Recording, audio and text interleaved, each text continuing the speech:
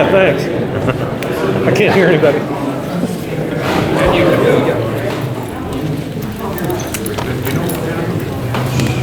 All right, we're going to try to keep this on pace. We ended with anybody who'd like to speak against the annexation, and that's what we're going to continue to do. So we had, I believe, Mr. Chrisman was the last? Or No, we had another name. Oh, I'm sorry. Okay, but he's left. He left. Okay. Is there anybody else like to speak against the project?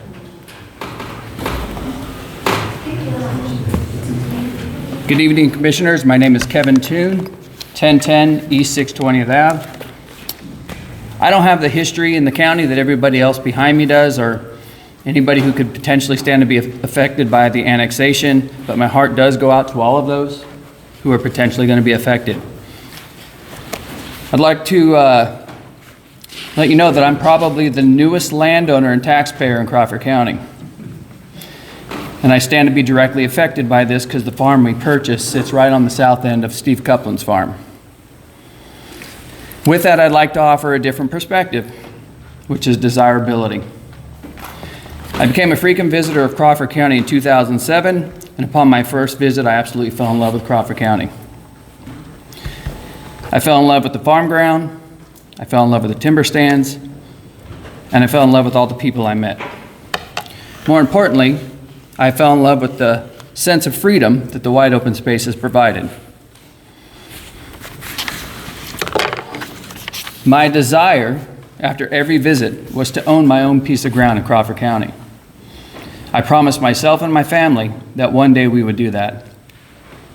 Fast forward 17 years and we finally made that dream a reality.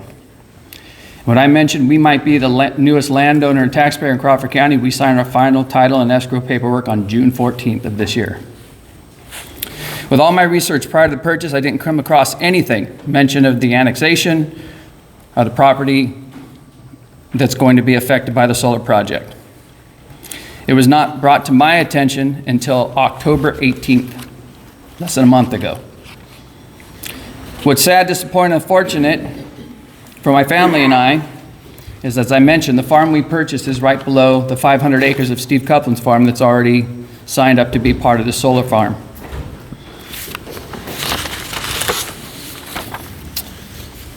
What my family and I had desired for many years to accomplish, and one that we should now be extremely excited about, has become a list of unfortunate question marks. It's very sad for us. My research regarding solar farms revealed an abundance of negative side effects: soil and vegetation impacts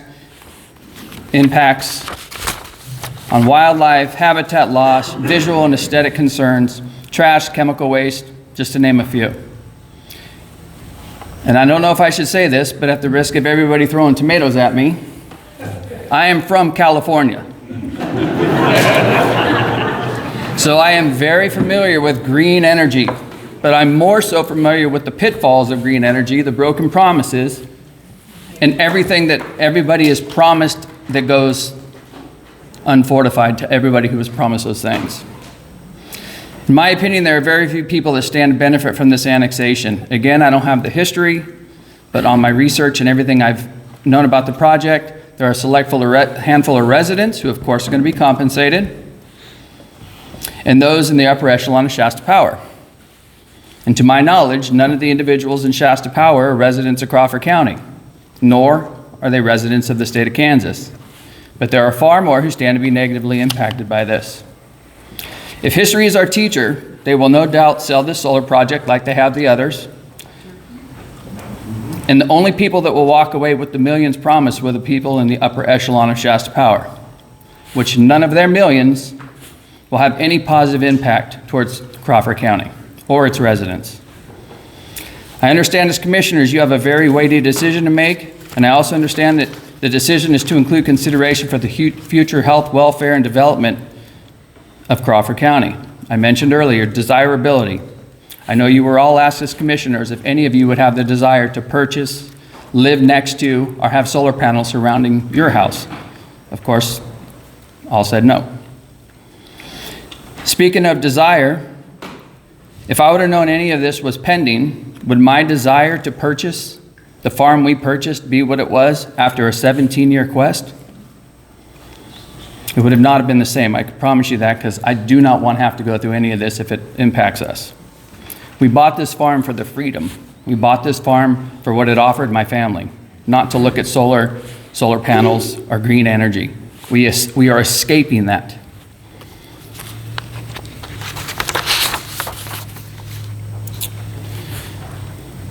I understand that the approval of the annexation doesn't necessarily mean solar panels. I know that I've watched a lot of the recorded meetings, and I've watched a lot of the people who have spoke, and I know a lot of the concerns about the chemical and impacts on soils.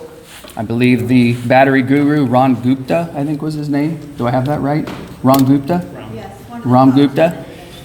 He actually declined the invitation from the commissioners to come and talk to you. I think that says a lot. This decision sets the precedence. I stand in opposition this evening with the residents of Crawford County who are opposed to the annexation and the solar farm project.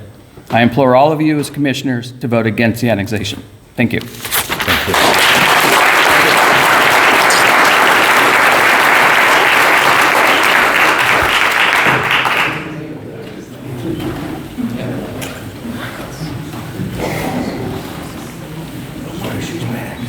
Judy Prince, Radley, Kansas. I am paying into Frontenac School District for my taxes. First of all, I wanted to start with Mr. Mitchelson's comment. Hang on, Judy. Okay. Officer, can you find out where that's coming from? And Well, I can talk really loudly. go ahead. That the minority is against this project and proposed annexation. And I think, as you can see by the turnout, the minority are those in favor of the annexation and the project. This is not independent home solar that we like to see. That would be non-profit type of energy, but rather this is solar for money.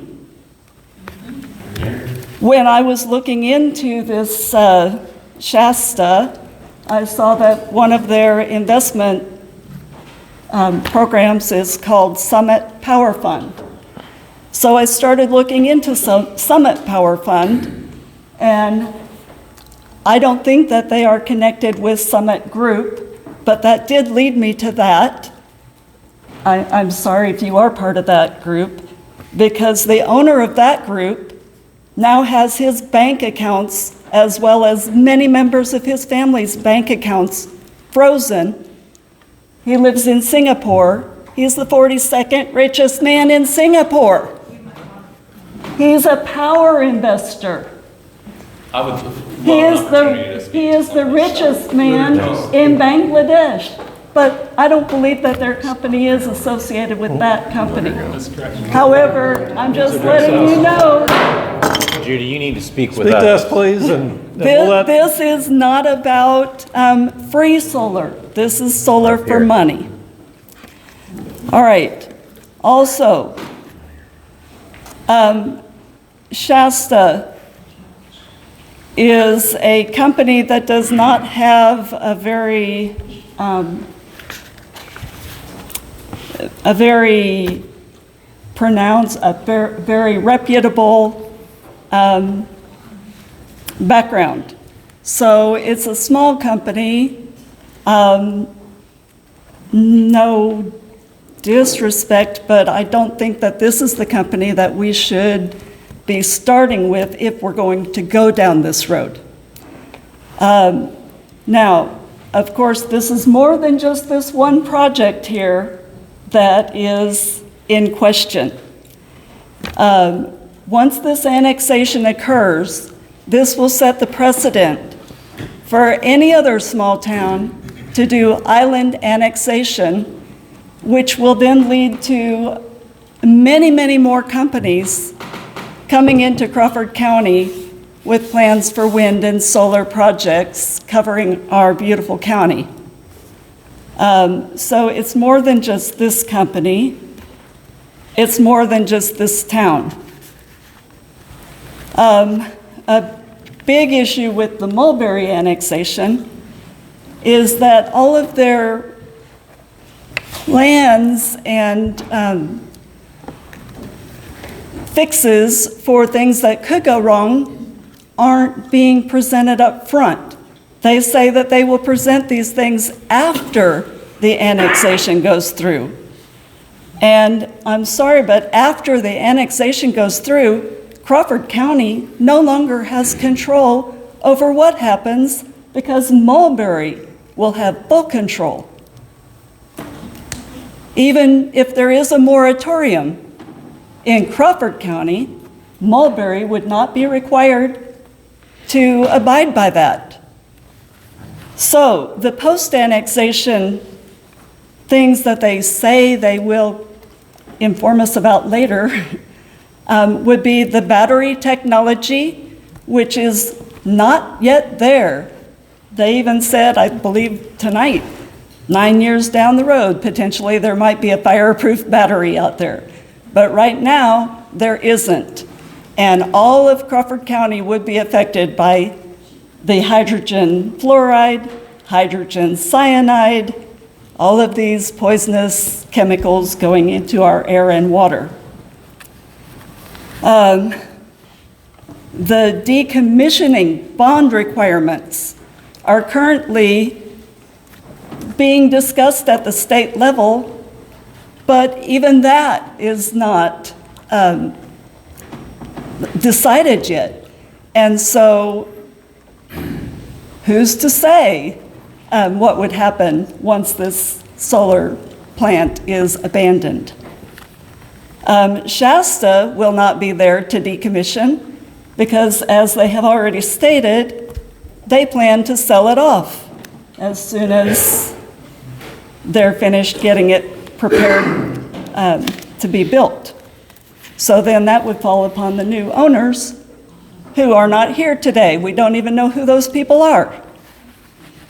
As for fire protection, I'm not sure how Mulberry, with their limited water resources, are planning to fill those fire trucks that Shasta is maybe going to fund. All right. So, therefore, the plan would be burdening neighboring towns because those fire departments are going to have to step up. Okay, I also submit that this will present manifest injury not only to other towns of Arma and Frontenac with potential loss of tax revenues, loss of burden to fire and water departments, but also manifest injury to those neighbors who have built their lovely homes in that area. Nobody's going to want to buy those properties when those people need to move because of distress from living by a solar plant. They will, however, have higher tax valuations because the monies that are coming from the solar energy installation will probably raise those rates. It will cause those people disruption of their rural lifestyle during and after construction, harm to their physical and mental health, and harm to the environment out there from runoff and toxins.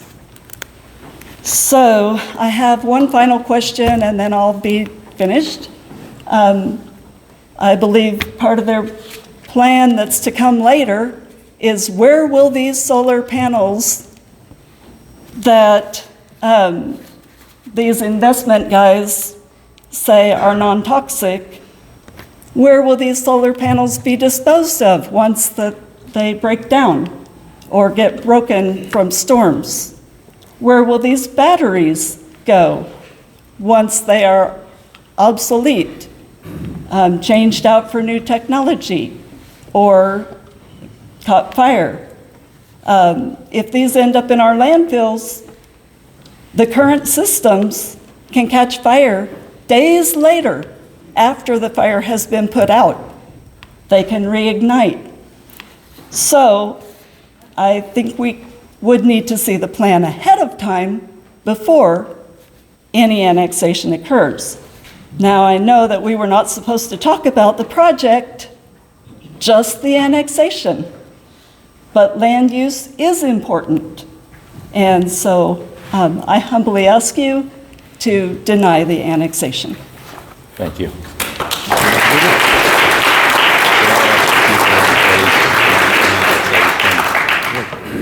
My name is Matthew Harrison. I'm from Mulberry, Kansas, 602 South Mulberry Street. I wouldn't say that I'm for it or against it. I just want my voice to be heard in this.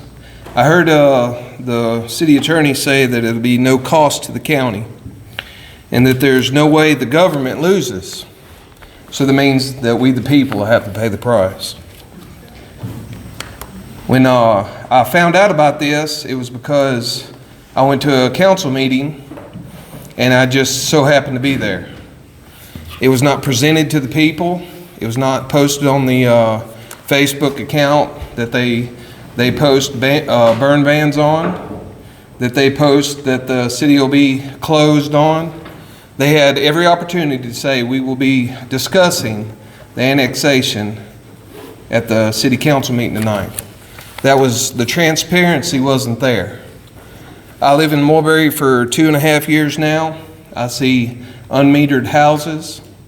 I see houses that are being rotted on site. And me seeing that they're unmetered shows me that there's no interest of the people that own that to fix it. That shows me that there's no intention for rebuilding, no intention to do that. They're just letting the houses rot. So if the city of Mulberry would put something into place that say, hey, if you're not going to meter your house and you're not going to fix it, then you need to pay a fee or something monthly so that it helps the city out. Or either help them find a way to tear the house down so that it would help with the scenery in Mulberry. I see that Mulberry, if this does happen, I don't think that Mulberry can be trusted with regulating this. They can't even regulate the things in their own town as far as I see.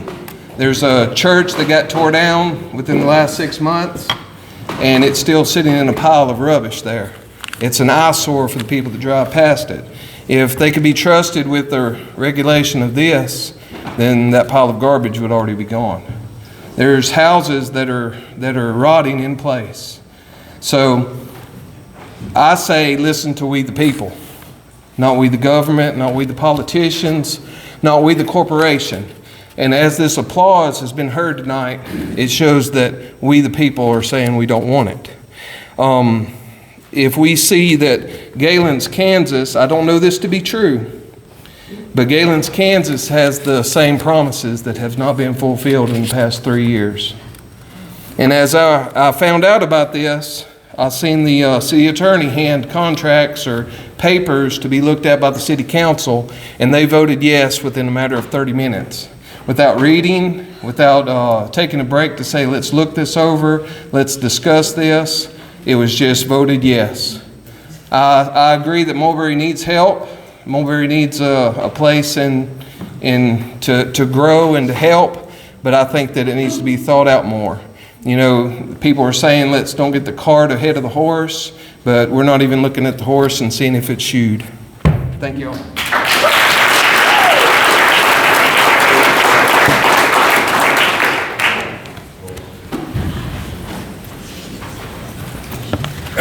Paul Frederick, 163 North 240th, caddy corner neighbor to the gentleman from California. This is in response to the city of Mulberry petitioning for an island annexation of part of Crawford County. During this saga, Ms. Rhodes, Shasta Power representatives, and the pro-solar landowners who have signed over their land all tout the positives of jobs, tax revenues for schools and the county, increased personal bank accounts, and PSU's involvement to help grow a plant. I would argue these individuals leave out a vital component of these monetary endeavors, which is how they can and will upend citizens' way of life. My family built our house in 2003, choosing our rural location for its quietness, its scenery, and its open space. And until late last year, that quaint living for our family was intact. But then NextEra Energy moved in next door with their staging area and new industrial power lines. We have since endured NextEra's huge fleet of trucks, semi-trailers, heavy equipment that tore up our roads and ditches, emitted a piercing beeping noise that echoed throughout the area, and faced our house with their high beams on. A bright light, I assume for security, showed directly into our yard, and at one point a helicopter constantly buzzed over our house for days and days.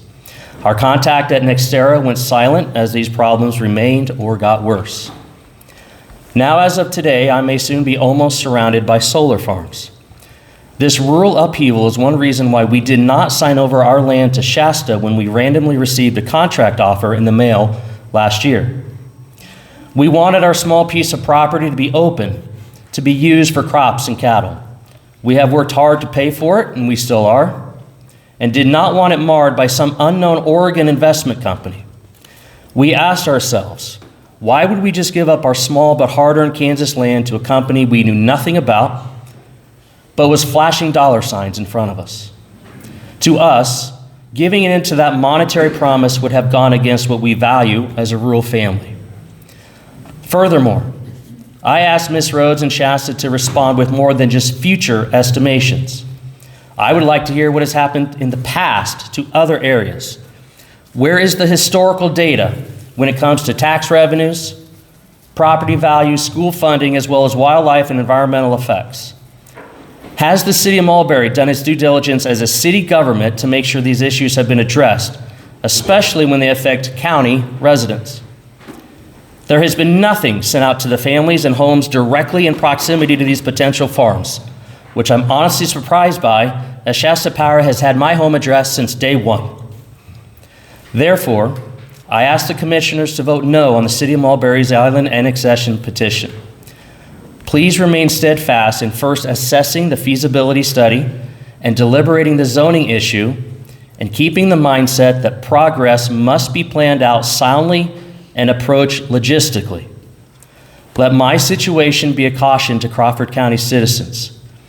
Do not let random companies build right around houses and in their backyards, invading fields, pastures, and hunting grounds. When looking at promise and hypothetical revenue, please consider the rural standard of living, which money cannot buy. Thank you.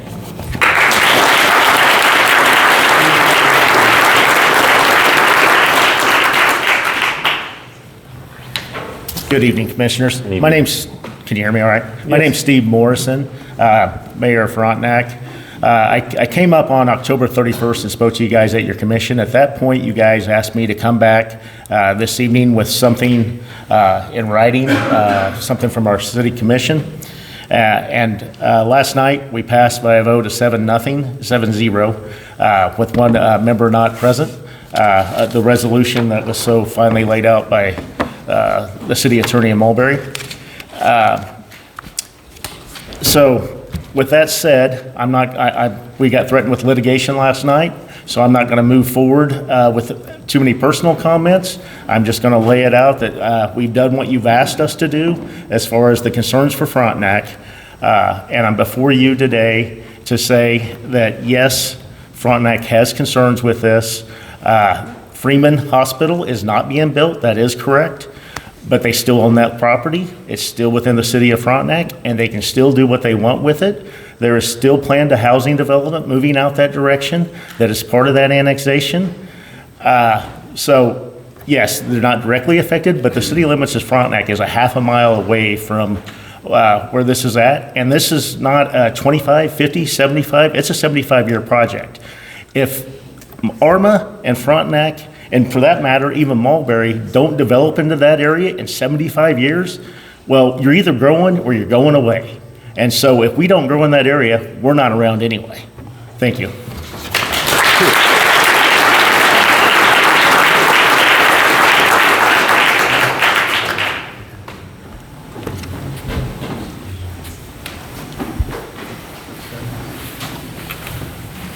Good evening. My name's Virginia Crossland Maka, and I have a loose group of 5,000 property owners in Kansas, and we are represented by Kansas, Stand for the Land Kansas, and we fight eminent domain problems. We try to educate people, and Nextera was our first probably adventure into this unbeknown, utility business. So this line that divides our southeast Kansas into triangles, the Blackberry Wolf Creek line, we got a really good taste of renewable energy. So tonight, we need to talk about annexation. So what is happening is the Federal Energy Regulation Commission has found a stumbling block, and that is our county commissions. And they're standing up for their people. And they can't issue those special use permits quick enough, so now we're into island annexation. And it's a very dangerous area to be in. Our presently, Chris Kobach, our Attorney General, has weighed in on several cases of island annexation creep. So when you can't get it done at the county, let's undermine their authority and spread it out into the small communities. If it's Mulberry now, it'll be McCune next. It'll be Cherokee next. It'll be Walnut. And pretty soon, what we know as ordered government command starts in the county commission level, becomes chaos. And we're not so different in Crawford County. I live in Iola, Kansas. I live in Allen County. I'm from Cherokee County, and southeast Kansas is a very special place to me and probably everybody in this room, including the people that have signed for solar. We have spent our lifetime reclaiming the land. We've spent millions of dollars reclaiming the coal mines. I'm from a town, Treese, Kansas, that doesn't even exist. The lead mines did us in. And now my traditions and childhood have been erased from the face of the earth. And so now we're looking at usurping the power of our county commission and their authority to issue these special use permits. And we're kicking it down to hundreds and hundreds of cities because it's not unique in this county. And so Stand for the Land also entered into an amicus brief, and we in a very large federal case of Jeffrey Solar, and that's in Jefferson County. During that case, what we learned was almost appalling, and it should be appalling to everybody in this room. Transferable tax credits that can be used for cash. That means the construction or developer of the project gets a big chunk of money, and he can sell those tax credits out on the open market. And that money isn't reportable. It's not reportable income. So there's no way for the IRS to trace these tax credits. And what we learned was not the construction part of it is just a piece of those tax credits. Once that solar is up and running, there's 100% advanced manufacturing tax credits applied to that power source. And is this power for us? No. This is wholesale power to put on the market to suffice these East and West Coast states that have bad energy policy. It's just cheaper to come here and usurp our government regimes and our county commission and our traditions and government as we know it, blur those lines and propagate special tax credits and all kinds of money floating around to these landowners. So this week has been especially interesting on those people that have signed up for solar in Ford, Meade, and Gregg County in our western part of our state. They received a summons from a bank in London that is now calling in the loans on a solar company that went broke. And now their land, which was leveraged for the loans, is now in the crosshairs. They may lose their land. And all they were thinking then was they were going to make extra money in these leases. So the consequences of it's too good to be true, it usually is. Mulberry's a nice town. I grew up in a small town, it didn't have much. But Is it improving anybody's life inside of Mulberry by extending services, a footprint the size of the city is now? Is it an equal opportunity for people to have economic development opportunities of residents in that city? Probably not. Does it raise their taxes to extend those services? Roads, ditches, mowing, all those problems that come with an expansion the size of your city. They don't have the tax base to do that. They don't have the bandwidth. And so does it hurt the people that already live in the city? Probably. I don't see that. There's a lot of opportunity for anybody in that city right now. So adding a burden like this to the citizens that hardly, had time to even look at a plan. Is there a plan? Is there a 5-year plan? Is there a 10-year plan? I worry for not just Mulberry, but I worry for our counties. We are one of the nation's best known places to hunt deer. We have spent millions and millions of dollars to be environmentally friendly, to keep our habitats pure, and animals know that they're welcomed here. We provide them protected habitats, and yet now we're just turning our backs on all of the investment that we made over these years. And in the end, what are we going to hand our kids? Are we going to hand our kids the same problem that we were handed? Clean up, land, because these solar panels are very toxic. If you go to eastern Colorado, which I've been several times, it's heart-wrenching to watch 12 inches of topsoil be removed from the land, peeled back, and then they kill the rest of the biome, the biological matter in the rest of the soil with the solar panels. Pretty soon you have nothing but desert.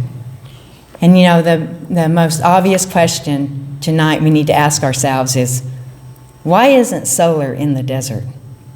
Very little of this solar is in the desert. Why is it on our agriculture, our prime farm land? It just tends to have, there is no common sense to what the purpose of this whole project is. So, along with the other 5,000 property owners and people across this state that have been concerned about wholesale power being made on the backs of our landowners for the East and West Coast bad energy policies, it just isn't right. And so tonight, I hope that you consider that in your decision to protect this county, the county government, and what we know as, Southeast Kansas, because I think it'll go far, your decision. So thank you very much. Thank you. Thank you.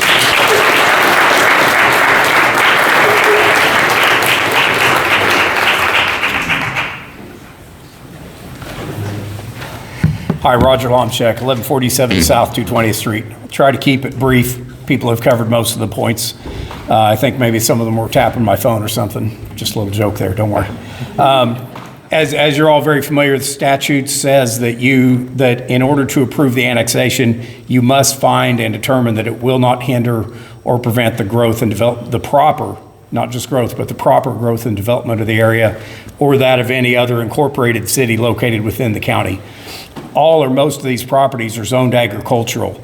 The countywide survey that you had commissioned some time ago made it clear that a solar power plant is not what the majority of the county residents support, and I'm sure you've gotten plenty of feedback from the surrounding property owners that they do not support this power plant killing the value of their properties. That survey was done as part of the county's long-term planning establishment, and this project would directly conflict with any county long-term plan if that long-term plan followed the will of the citizens as reflected in that survey. The promise of jobs that was answered in the initial statement, a maintenance guy in a pickup. These types of power plants have a few caretakers and do not employ large numbers in permanent well-paying jobs. The initial construction is one thing. A lot of times it tends to be out-of-area construction firms anyway. Zoning, what is zoning? It's a social contract between the government and the property owners or buyers who want assurance that they know what they are buying in terms of future development. The gentleman earlier talked about buying a farm, and that's a perfect example. He knew he was purchasing property in an area that's zoned agriculture, so it's going to be surrounded by agricultural stuff. Instead, now he's presented with a situation where there's going to be a solar power plant put there. That completely changes the calculus of would he have purchased this in the first place? And also, of course, would other people purchase it? Purchasing land in an area that's ag zoned, has soybeans, corn, that kind of stuff, is a completely different situation than knowingly purchasing property next to an industrial situation, whatever it may be like this. What's the definition of proper growth and development that's mentioned in the statute? Is an intentional annexation done as a runaround to subvert the social contract of zoning an example of proper growth? Most people would say it's an abuse of the island annexation process and statute to do this just to get around zoning, as has become apparent. It's even worse when it's done so blatantly for a promise of money paid to the city claiming the land with no guarantees of that payout even happening. Is it proper for a city to do this when the primary reason appears to be an unsecured promise of future payout from the developer? This was not part of some long-term plan that Mulberry has developed over time with the input of residents both in and out of the city limits. Instead, it just appeared out of nowhere after the survey results came out and it became apparent that a county effort was losing steam. A hastily put together annexation motion does not sound like a proper development plan. Will Mulberry maintain the roads, mow ditches, install sidewalks, provide water, all the things that have been brought up?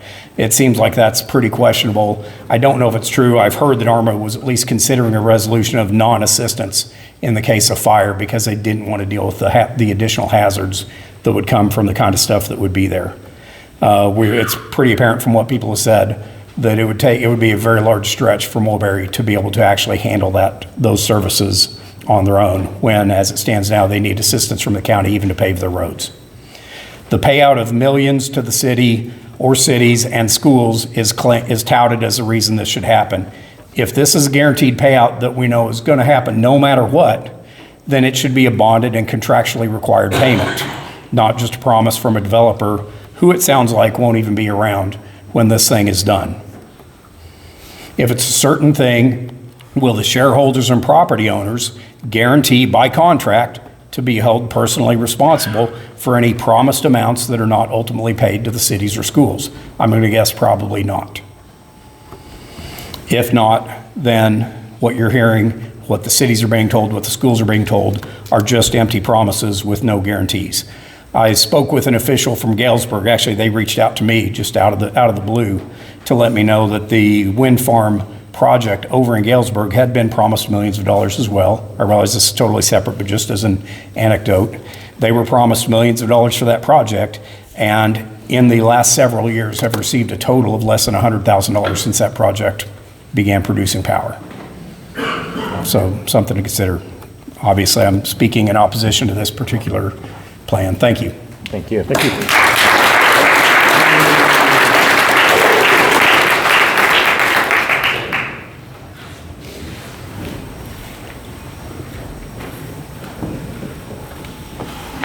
Phyllis Polnack, 1013 West Perry, Mulberry, Kansas. I'm a homeowner and live in the city limits of Mulberry. I also own a small acreage that joins my property, and that is in Crawford County. I'm against solar, but I'm not going to talk about solar. I'm not knowledgeable enough about solar to talk about it. But I'm here to talk about why this is a bad idea for Mulberry to annex this property. For one thing, this proposed annexation is 5 times the size of the current Mulberry. 5 times the size of Mulberry is right now. The roads are not being annexed because Mulberry doesn't want that responsibility. They've not planned to provide any infrastructure to there because water and electric's already there. That's what they're counting on. By the way, I was at the council meeting when this was voted on and approved for annexation. Mulberry has a volunteer fire department.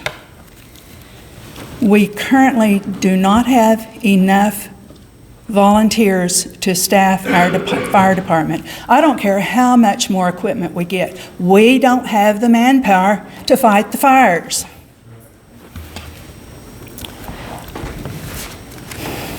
Their plan, when they presented this for annexation at the October council meeting, their plan for fire protection was mutual aid.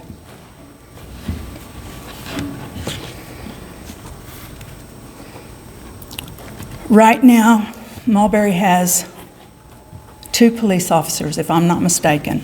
I do know we do not have 24/7 police protection.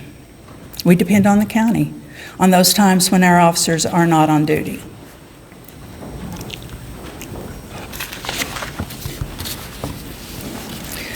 The thing Mulberry wants from this is the tax dollars.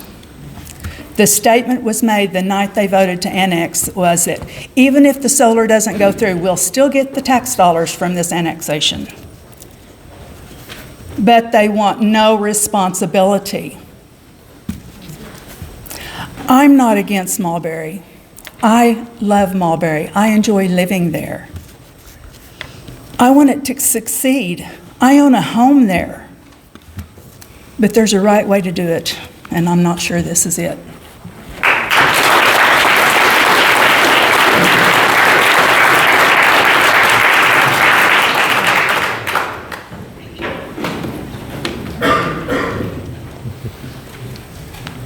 All right, is there anyone else like to speak?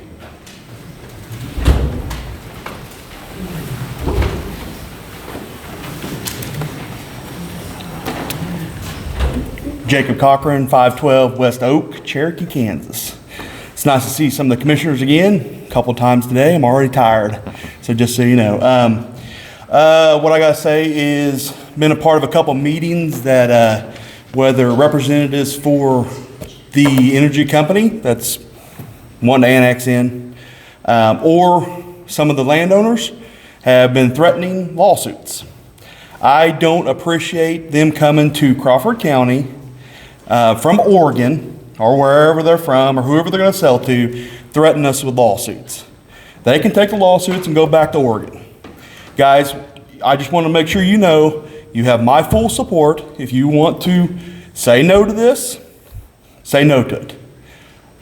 With that being said, I'm against it because this opens a precedence that we don't want to open, the Pandora's box in Kansas of little towns annexing in green energy projects everywhere and anywhere.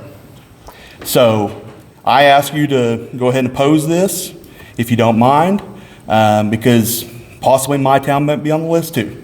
So if you would, thank you. Thank you. Thank you.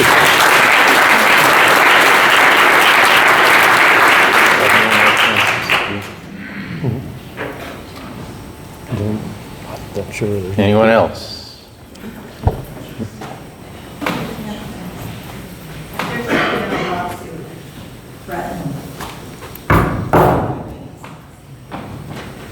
Hello, my name's Ann Sanders. I'm from 183 Deer Creek Court. Be backing right up against that solar field. And I'm not going to repeat anything that's already been said, but something that I have not heard is the rain runoff impact. So kind of checking into it. For a 500-acre industrial solar farm field, and that's close to 500 acres, and it slopes down towards our houses. We built our house 7 years ago. We have 3 sump pumps already because there's not real good percolation in the ground there, and then we get runoff from the pasture, the field right now. And typically an open field, the runoff is about 20 to 30% of rainfall, but with a solar field panels, the runoff jumps up to 50 to 70% of rainfall. And these are studies from the U.S. Geological Services. The peak flow rate about doubles or triples from 1 to 2 cubic feet per second per acre to 3 to 6 cubic feet per second per acre. So, and the time of peak water flow, and sometimes we get pretty strong storms, surges, but the time for the peak water flow can be 30 to 60 minutes in a normal grassy pasture or field. But with the solar panels there, the absorption is even slower. So instead of taking 30 to 60 minutes of rain in order for the water to peak, it jumps to about a third of that, to 10 to 20 minutes. Now, in that neighborhood, we have about 2 places where the water already flows across the street, puts some gravel on the road, fills the greater ditches, and you have to drive through it. And I'm going, oh, this will be 3 times worse in terms of water flow. And so a lot of places that have had solar fields have mitigation measures in place to address that, including retention ponds. And that's just something, whichever way this would go, decision-wise, and I know which side I'm on, but I'm not going to repeat all that. Part of it would be retention ponds, because that area does not percolate well. And there's a 610th Avenue up on the north side, has that creek running right underneath of it with a sign that says prone to flooding. And so just consider the impact that it will make on county roads and the neighborhood and our decline in property values. Okay, thank you. Thank you.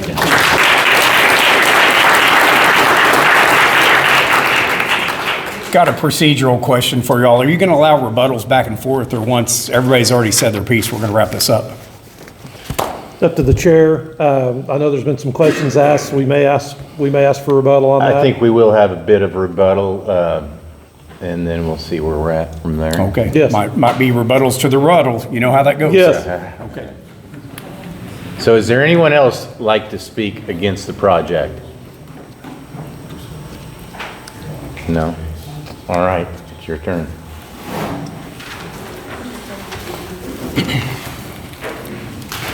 First of all, I just want to say we appreciate the opportunity to be here to speak on behalf of, so my name is Max Rowe. I'm one of the co-founders of Shasta Power, and I'd like to give some history on the beginning of the company at some point, and I'd like to just speak to some of the specific comments that were made as it pertains to the impact of the project on a lot of different levels, right? So I'm from Tucson, Arizona. I'm not from Kansas. I don't have direct roots in this community, but I have grown up in a community that has experienced any number of hardships. I understand what it's like to, start from not much. I, didn't come from a wealthy family. I worked my way through high school and college. I started a small handyman company, a small construction company, and I've worked my way up at every business I've ever worked for with integrity. I've always worked my tail off. I've worked, as a maintenance person, which means I've plunged toilets, I've digged ditches, I've done roofing, I've done a lot of hard work in my life. Shasta Power, for me, is my life's work. It is a thing that I have worked towards accomplishing for my entire career. Nobody gave me this. We're not backed by Saudi or whatever billionaire money. That's not where we come from. Our money is mom and pop investors who have supported us through project after project, fund after fund in the past. Right? These are folks who believe in us for a reason, because we come at things from a simple perspective. We're not here to tell people what they need to do. We're here to have a conversation, and we have ideas about what's possible. It's about integrity, it's about honesty and transparency. There's been conversation about a lack of transparency. That's what this forum is. This is a transparent forum. We're here following the laws, following the procedures necessary to have an opportunity at developing a solar project. This annexation is part of that process. So, I wanted to come up here and talk about opportunity, and people have talked about that. The jobs, the economic development potential, the tax revenue. We can go back and forth about the numbers around those things, whether or not they're gonna happen or not gonna happen. We're not here to make promises. We're not here to make guarantees. That's not how this works. What we're here to do is make a proposal about a potential thing that can happen in this community and what the potential could be on every one of these fronts. People talk about the danger of solar. Look, this is a proven technology. It has been deployed nationwide for decades. This technology is safe, it's reliable, it is insurable, it is bankable, and it's cheap. It is the cheapest source of new energy we have as a nation. There is no source of energy that is cheaper. It comes right out of God's sky, and we can collect it. We're not burning anything. Let's talk about the history of energy in our nation, right? What did we used to do hundreds of years ago? We burned wood, we collected wood, we ran out of wood. We cut it all down. We used to burn whale oil for energy. We ran out of whales. We're out of those, for the most part. Then we burned coal. We dug it all up out of the ground. Right here at this site, we did that. We ran out. Then we started burning natural gas, pumping that out of the ground. We're gonna run out of that too. You know how long the sun's gonna last? Another 500 million years at least, where it's gonna be shining down, producing energy. So I'm passionate about this stuff for a reason, because this energy is going to produce a panacea of clean, future, cheap energy across the nation, and that's why we want to be involved in that. Just to go sort of item by item, there's a lot of myths about radiation. These panels are at a low voltage. The inverters are at a low voltage. These are not high voltage panels that are producing dangerous radiation.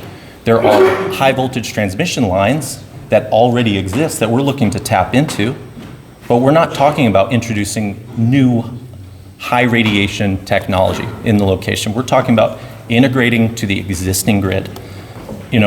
Whether or not these things are toxic, sure, there are some toxic chemicals involved, but to the point of many commentators tonight, there are toxic chemicals already involved in the production of agricultural activities in this community right now, with demonstrated carcinogenic effects that are demonstrated to impact groundwater and downstream. I think there was a question about, okay, so this power is going to be exported. Yeah, it is. It's going to be exported into Southwest Power Pool. Where do you think y'all get your energy from? Southwest Power Pool. Where do you think that energy, it all gets aggregated up and sold out to other places? That's how it works. That's how all of the energy nationwide, that's how your energy is distributed. So we talk a little bit about the economic impact on home values. That's a huge concern. A lot of people own homes. For a lot of people, that's your entire financial security. That's your retirement. That's how things are going to get, that's the security you're going to pass down to your children.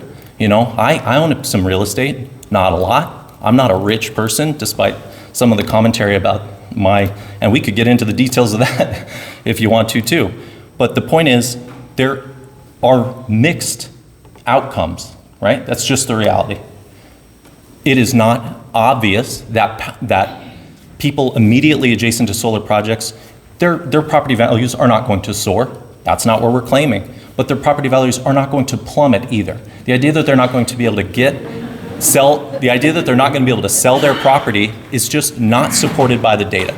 You might be able to cherry pick a few examples here and there, but across the country, it's just not the case that people's property values are gonna plummet. And people talk about, I heard one gentleman talk about 56 years, nothing has changed in those communities, nothing has grown.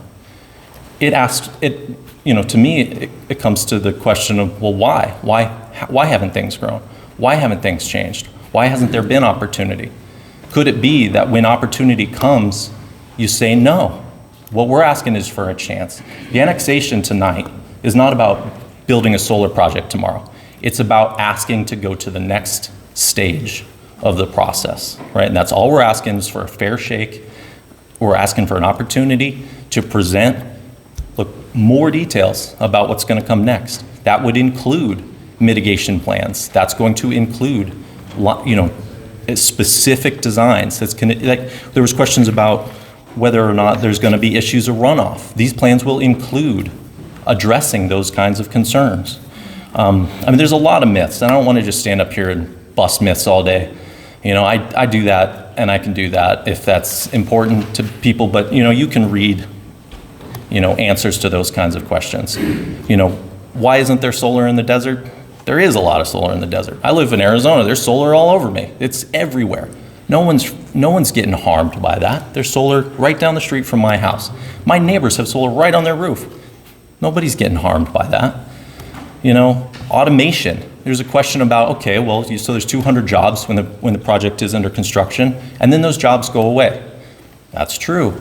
That's because these systems are fairly automated. But what have we seen in the agricultural industry? The agricultural industry used to employ hundreds of people. Most of these fields out there, you guys know better than me, it's mostly a few people on large pieces of equipment. Automation is happening. Energy is the same as any other technology. It's going to get more efficient. It's going to become more automated.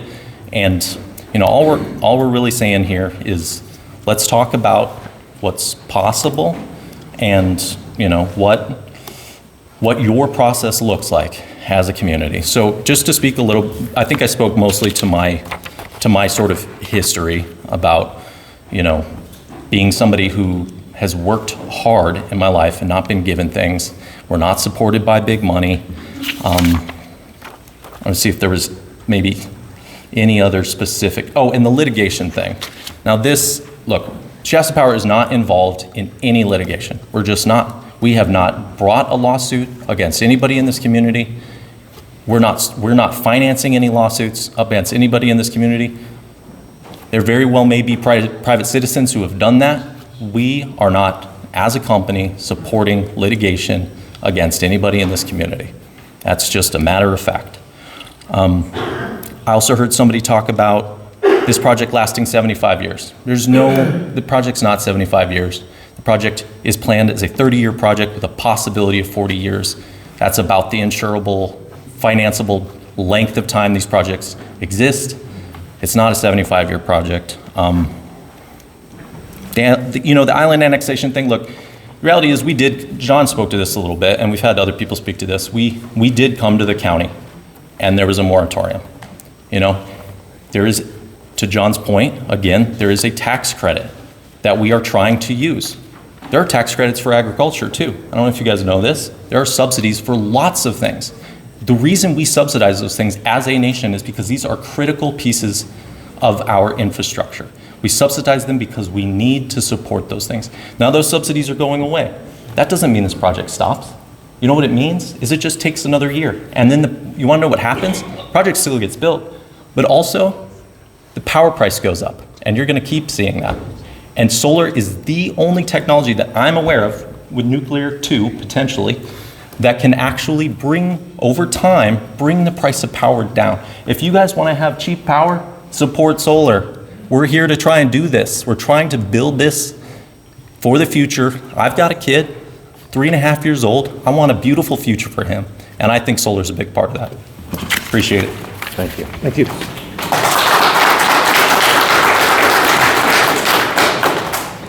Real quick, I promise. If I could quote Max and correct me if I'm wrong, he said, "We're not here to make promises or guarantees." That's incredibly important because this whole thing is predicated on the promise of economic improvements to the city of Mulberry. That's what's motivating them to do this. If there's no promise or guarantee, then what is this here for? Or the statute says you, the commissioners, must find and determine that it will not hinder or prevent the proper growth and development. That's stuff that's financially feasible, that makes sense for everybody. That's what the statute says. We're not here to make promises or guarantees. Keep that in mind. Thank you.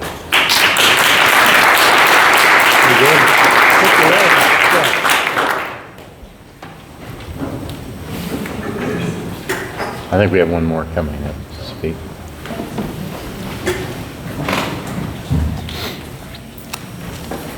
Don Cranker, 115 West Carlton, Frontenac, Kansas. I have an ask for the county commission. I ask that you not approve the annexation. I'd say that for Mulberry, Frontenac, and Arma. I think that it should be in the hands of the county because they have the most resources. And I don't think that that's too big of an ask. The other thing is, there's a lot of things that was said tonight, and the reason being is the solar farms there's a lot of tentacles to this thing. There's all kind of environmental, you name it, whatever that was said tonight. Those are all true. The thing that we have to remember is that we're all a community, and we need to make sure that things are done properly. And I think the second ask I would ask is to leave the moratorium on until the county gets some sort of regulations or ordinances for these solar farms. The other point was, and I probably heard it, but I didn't hear it, once you open the door to these things, they'll continue.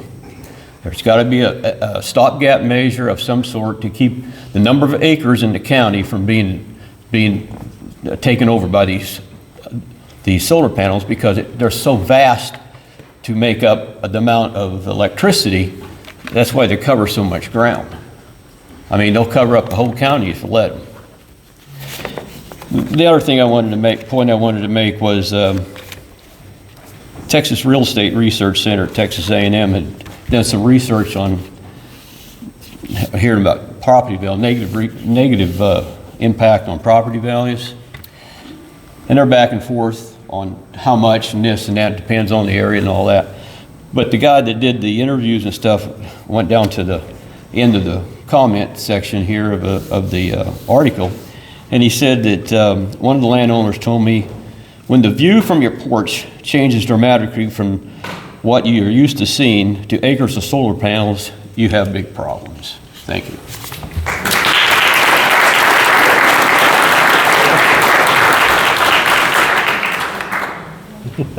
See you, Dave. Bye-bye. See you guys. Bye. All right. If there's no other comments, the chair would enter.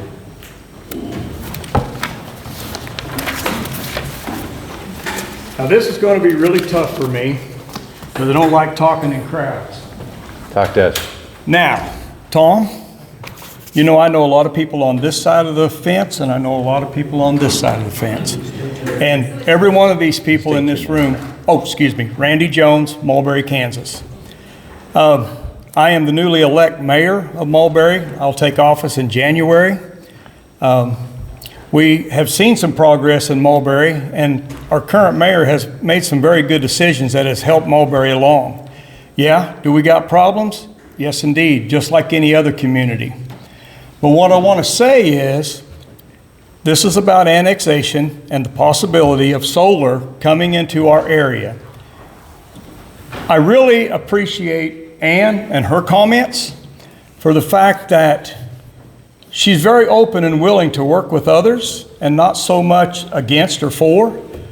And if this does become an issue or an item for the city of Mulberry to set the jurisdiction and the regulations and everything like that, it'll be something that we would like, if you guys award City of Mulberry this annexation, we would really like for the people that are here tonight to come to the city council meeting, and let's get those things documented that they'd like for us to put as regulations for these guys. We want to be as safe and as friendly as the mayor has stated, that we want to be aesthetically pleasing whenever these guys put something up. Maybe that's not the fence that we need. Maybe that's that bush in the city of Pitt State University. I think that's a great opportunity for our university and our whole area. I really think that we can work together as communities and make this thing work. I have concerns on safety myself and the batteries and the fires. I've done enough research about Moss Point. Look that one up, you guys. That was not a very delightful thing for a solar field.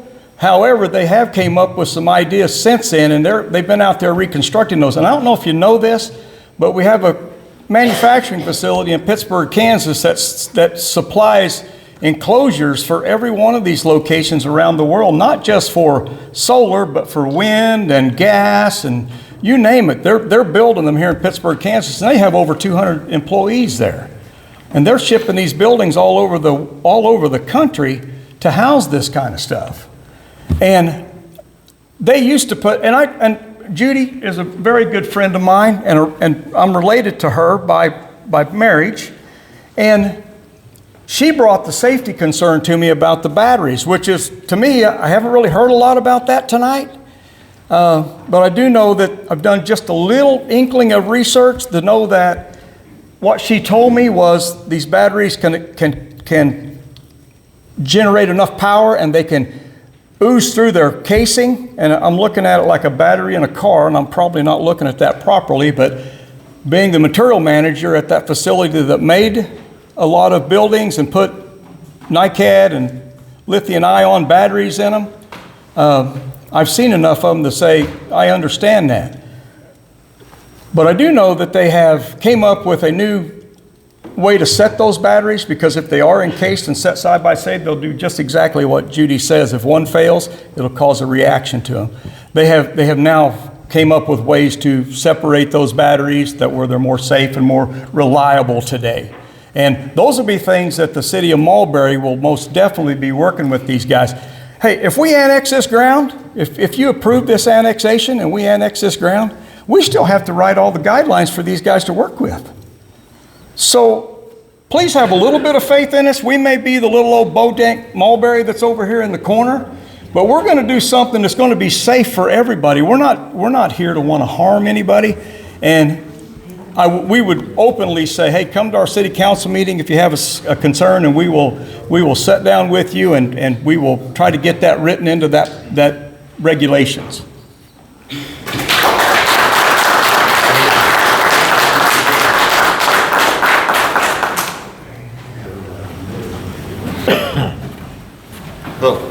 My name is Mark Graves. I live on a little 10-acre tract that's going to be surrounded on all four sides. And everybody's talking about the money that we're getting from this, and we talk about how bad it's for the land and everything. So what's going to happen is this money's going to come in for 2 years, and Mulberry, Arma will grow a little bit from it. After that, they're going to fall apart. Nobody's going to want to move in to be around this stuff. So what you're going to have is a whole bunch of solar panels with nobody living. Arma will shut down, Mulberry will shut down, it'll go away. Thank you. Thank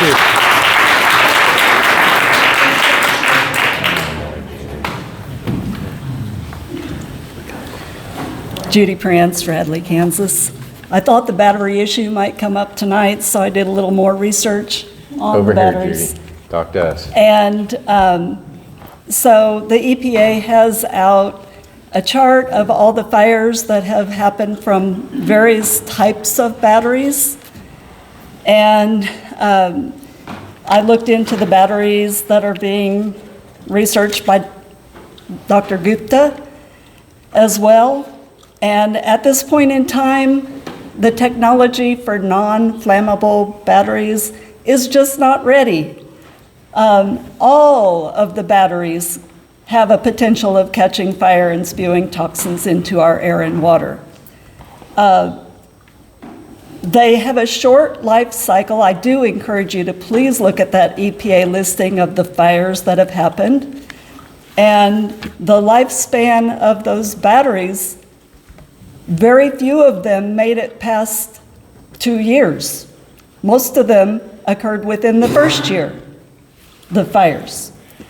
And so, again, I ask, where are these batteries going once they're being disposed of? Is that going to be in our landfill? Thank you. Thank you.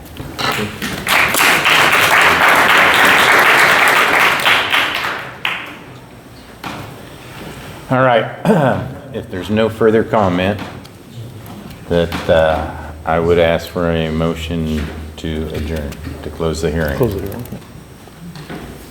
I'll make the motion that we adjourn. Close the hearing. Close the hearing first. Close the hearing. Second. Aye. Next, we need a motion to adjourn. Yes. I'll make a motion to adjourn the meeting. I'll second. Thank you, everybody. Thank you.